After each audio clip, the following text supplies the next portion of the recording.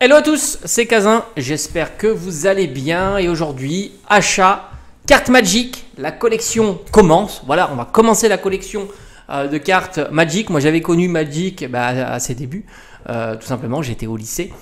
Et je vais me lancer un petit peu, comme je t'ai dit, je vais varier un petit peu, je vais faire par mes goûts, tout simplement. Alors pour Magic, ça va être très simple, j'achète les cartes en fonction des illustrations. Voilà, les illustrations que je trouve super sympas. On verra par la suite s'il y a des personnages, des monstres qui se détachent et peut-être qu'on fera par thème. On classera les cartes plus par thème comme je fais avec Dragon Ball par personnage ou Pokémon aussi par personnage. On commence, donc on va le mettre dans le classeur, évidemment. J'ai choisi un petit classeur transparent, je ferai une belle couverture aussi, évidemment. Alors ici, on a Coram, le Fossoyeur en carte foil. Alors je vais te montrer un petit peu les cartes parce que peut-être que tu ne connais pas ce TCG. Voilà, ici, je te montre un petit peu. Voilà, ça c'est une carte, alors si je dis pas de bêtises, c'est une mythique. Tu le vois ici et je crois que le M ici nous donne aussi cette information. C'est une mythique foil tout simplement. Franchement j'adore l'illustration et voir justement si Coram par exemple il y a différentes cartes sur ce personnage ou pas. C'est un petit peu le problème, c'est que il y a des personnages que je trouve très sympas, mais si du coup il y a peu de cartes, c'est dommage voilà, de consacrer un classeur pour un personnage au fond qu'on ne voit quasiment jamais. Il y en a d'autres qui vont arriver, je te cache pas. Donc ici, c'est pareil, c'est un 0,5. Donc je crois qu'à l'époque, on appelait ça un mur parce que...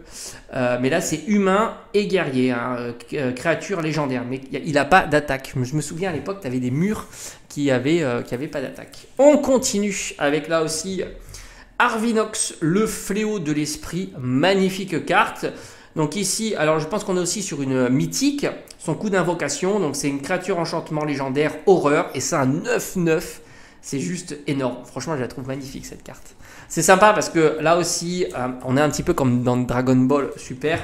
Alors évidemment, il y a des cartes très chères, mais il y a énormément de superbes cartes qui sont bon marché. Frimas, opportuniste cynique. Là aussi, je pense que c'est une mythique brillante. C'est un 2-5. Et là, c'est une créature légendaire. Très sympa.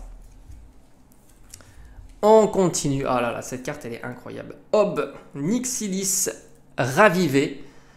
Incroyable. Alors, ils ont changé un petit peu le pattern. Et voilà, donc, franchement, elle est très très belle cette carte. On continue. Alors, je crois que c'est une carte promo celle-ci. J'aime beaucoup quand il y a des petits effets comme ça, comme avec Pokémon d'ailleurs. Faveur de la fortune. Très sympa.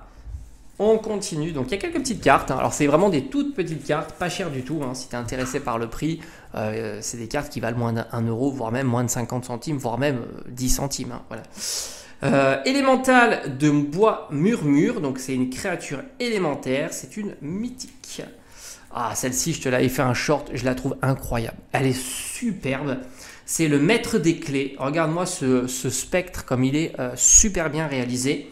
C'est un créature enchantement légendaire horreur, c'est un 3-3 incroyable. Et on est un petit peu là, je crois que c'est des cartes sans bord. On appelle ça voilà, des cartes sans bord, un petit peu comme celle-ci. Là, tu as les bords et celle-ci, il n'y a pas de bord. C'est dommage qu'on n'a pas de texturation encore sur les cartes Magic. Peut-être que ça viendra. Alors, à moins qu'il y ait des séries avec des texturations, en tous les cas, ça, je l'ignore. Mais la plupart des cartes que j'ai vues, ou l'intégralité des cartes que j'ai vues, c'est sans texturation. Imagine-toi des cartes comme ça texturées, ça serait juste une dinguerie. Elle est splendide. Elle est vraiment très très belle. Le dévoreur de rêves, magnifique. Et c'est la dernière carte. Là aussi, on est sur une créature cauchemar et sphinx. Franchement, très très jolie. Donc comme je dis, alors je dois avoir des cartes que j'ai gardées depuis un petit moment. J'ai dû m'en débarrasser de certaines, voilà, dû au déménagement. Mais je dois en avoir d'autres. Il faut que je fouille. J'ai stocké ça dans des cartons, des Pokébox, des choses comme ça. Donc il faut que je fouille pour pouvoir compléter. Et puis il y a d'autres cartes qui vont arriver là aussi. Plein de petits achats. C'est des tout petits achats qui coûtent vraiment 3 fois rien. Mais franchement, je ne me lasse pas de regarder ces superbes illustrations. Parce que je trouve que franchement, les illustrations ont vraiment réussi. Et j'aime beaucoup la collection, tu le sais. Et on se dit à bientôt.